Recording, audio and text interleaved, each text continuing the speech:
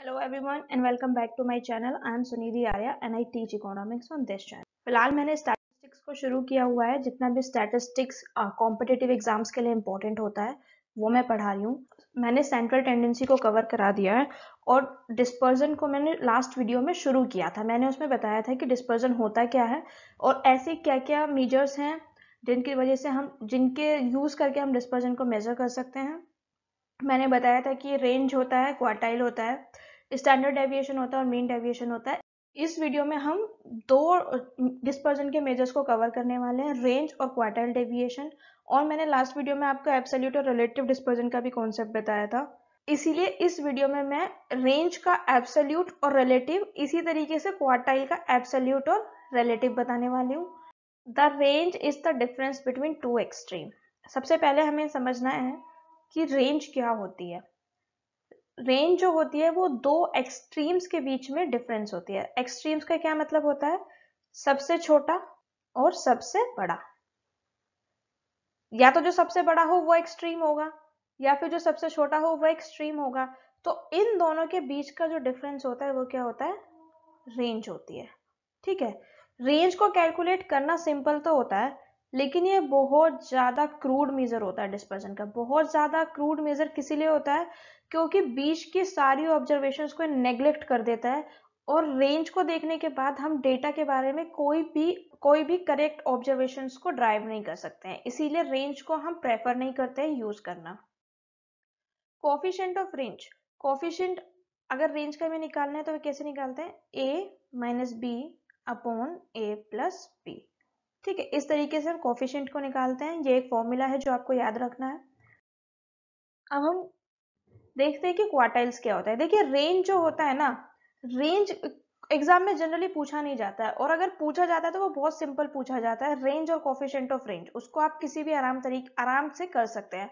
लेकिन जो क्वार्टाइल होता है वो थोड़ा सा डिफिकल्ट होता है समझने के लिए। तो क्वार्टाइल को आप समझते हैं, ध्यान से सुनिएगा। क्वार्टाइल वो वैल्यू होती है जिसमें 3 पॉइंट्स जो होते हैं वो 4 आइडेंटिकल पार्ट्स में डिवाइड कर देते हैं। जैसे कि ये कोई एक डेटा है, इसमें अगर हम 3 पॉइंट निकालें, ठीक है, ये हो गया Q1, ये हो गया Q2, ये हो गया Q3। लेकिन अगर हम इसमें बात करें तो ये डिवीजन होने के बाद कितने बन गए हैं part? First, second, third and fourth. यही बात इसमें लिखी गई है। Quartiles are the set of values which has 3 points. Points तो 3 होंगे, क्वार्टाइल 3 होंगे, लेकिन जो डेटा सेट है वो 4 पार्ट्स में डिवाइड हो जाएगा और ये जो पार्ट होंगे ना चारों, ये आइडेंटिकल होंगे, यानी कि ये डिवाइड करके बिल्कुल एक जैसे पार्ट को निकालने वाला है।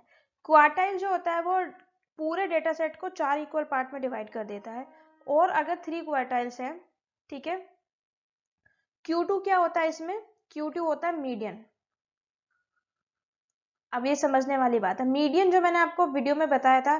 देखिए, इसीलिए मैंने आपको बताया था कि डिस्पर्जन समझने के लिए सेंट्रल टेंडेंसी का नॉलेज होना बहुत इंपॉर्टेंट होता है। अगर आपने सेंट्रल टेंडेंसी और इससे पहले वाली वीडियोस नहीं देखे हैं तो आप प्लीज उन वीडियोस को देख कर आइए। ये जो मैं पढ़ा रही हूँ ये कॉन्सेप्ट्स बिल्ड हो रहे हैं। अगर आपका बेस अच्छा नहीं होगा तो कॉन्सेप्ट्स नहीं समझ में आएंगे आपको।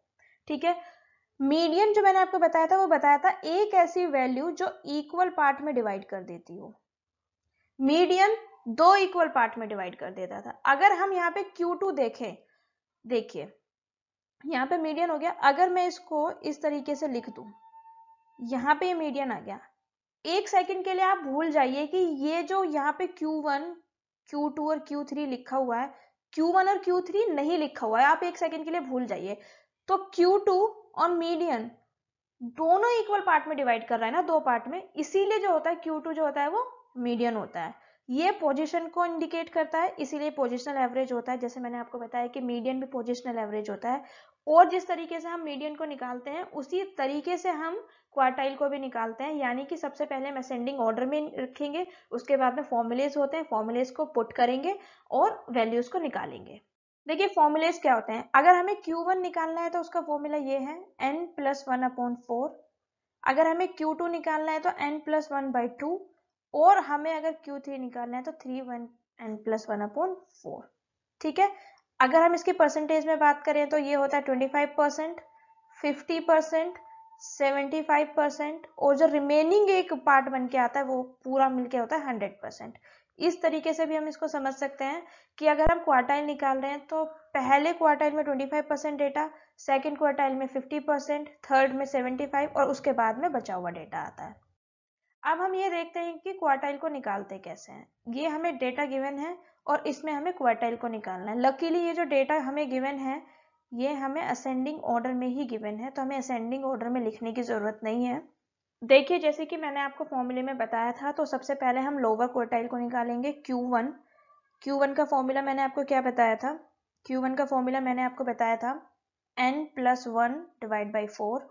n जो होता है वो नंबर ऑफ ऑब्जर्वेशन होता है, पूरे स्टैटिस्टिक्स में आप कहीं भी यूज कर लीजिए, जैसे कि सेंट्रल टेंडेंसी में हम करते हुए आए हैं। 1 2 3 4 5 6 7, 7 + 1 divided by 4, 8/4 is equal to 2। अब समझने वाली बात यह है कि जो सेकंड है ना, ये मीडियन नहीं है, ये पोजिशनल एवरेज है। पोजिशनल एवरेज से क्या मतलब होता है कि सेकंड नंबर पे जो भी होगा वो हमारा Q1 होगा। सेकंड नंबर पे क्या है 6, तो ये क्या हो गया हमारा Q1। अब हमें निकालना है Q2। Q2 का फॉर्मूला मैंने आपको बताया था n+1 divide by 2, 7 + 1 divide by 2 is equal to 8/2 divide by 4। Fourth number पे क्या आ रहा है 1 2 3 4, फोर्थ नंबर पे हमारा 8 आ रहा है। ठीक है, तो हमारा Q2 क्या आ गया 8। देखिए Q2 मीडियन होता है और मैं मीडियन जो मैं आपको बता रही थी कि मीडियन होता है उस चीज को भी मैं यहीं पे प्रूव कर देती हूँ। मैं एक ग्रीन कलर लेती हूँ। देखिए मैंने जब आपको मीडियन पढ़ाया था तो उसमें पढ़ाया था कि हम दोनों साइड से वैल्यूज को कैंसिल करते हुए जाते हैं और जो बीच में होता है वही हमारा मीडियन होता है। एक इधर से कैंसिल किया, फिर एक इधर से, 6 को कैंसिल किया, 23 को कैंसिल किया, 7 को कैंसिल किया, 10 को कैंसिल किया, बीच में हमारा क्या बचा 8। हमारा Q2 भी 8 आ रहा है और हमारा मीडियन भी 8 आ रहा है। इस बात से पता चलता है कि Q2 जो होता है वो कुछ नहीं, केवल मीडियन होता है। अब हमें Q3 निकालना है। Q3 का फॉर्मूला जैसे कि मैंने आपको बताया 3n+1 divide by 4 is equal to 3 7 + 1 divide by 4। 3 × 8 divide by 4, 4 2 जा 8,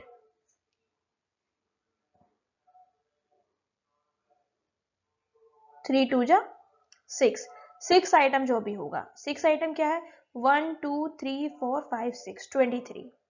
ठीक है, आई होप आपको ये क्वेश्चन समझ में आ गया होगा कि किस किस तरीके से क्वार्टाइल निकालना है। पहला क्वार्टाइल हमारा 6 आया था, पहला क्वार्टाइल हमारा 6 आया था, दूसरा क्वार्टाइल जो कि हमारा मीडियन भी है वो 8 आया था और जो हमारा थर्ड क्वार्टाइल है वो 23 आया था। अब हमें निकालना है क्वार्टाइल डेविएशन। देखिए जब तक हम एब्सोल्यूट क्वार्टाइल की बात कर रहे थे तब तक हमने क्या निकाला, क्वार्टाइल को निकाल दिया सिंपल फॉर्मूले से।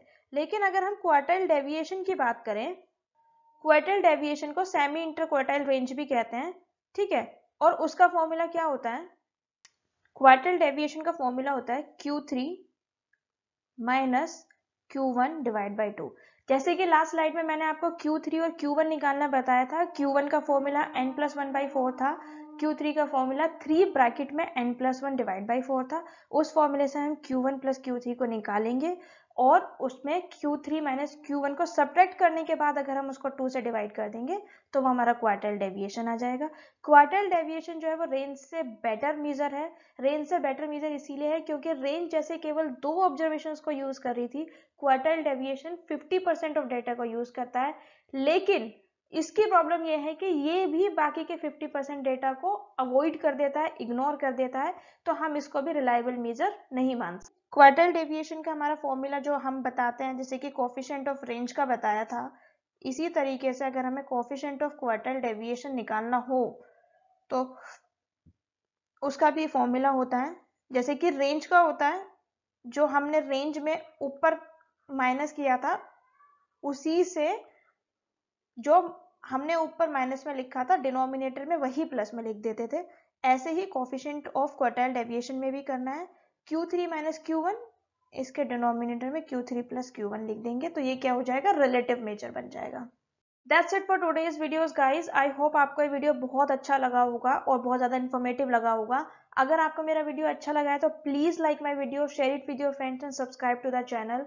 एंड आफ्टर सब्सक्राइबिंग आप नोटिफिकेशन बेल को हिट कर लीजिएगा। एंड प्लीज़ कॉमेंट डाउन कि आपको लेक्चर कैसे लग रहे हैं, इसकी क्वालिटी कैसी लग रही है, do I need to upgrade, किस किस तरीके से अपग्रेड करना है।